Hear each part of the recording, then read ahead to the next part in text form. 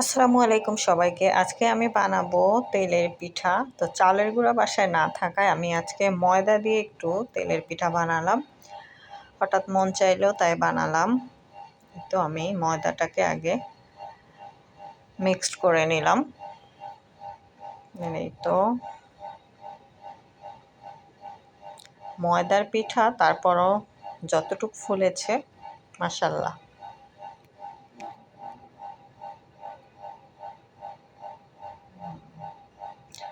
কার কার ভালো লাগে তেলের পিঠা? আমার কিন্তু সব সময়ই মোটামুটি পিঠা ভালোই লাগে। যখন যেটা মন চায় বানিয়ে ফেলি।